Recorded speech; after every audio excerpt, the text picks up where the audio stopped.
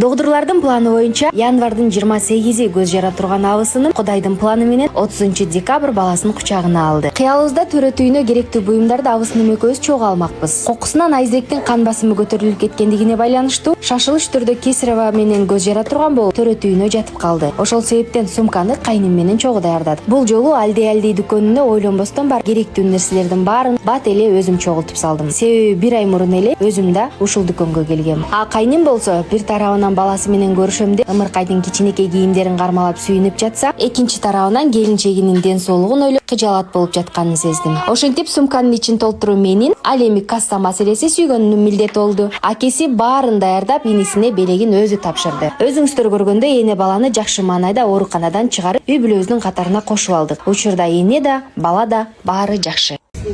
Жакшы болуп калдыңыз.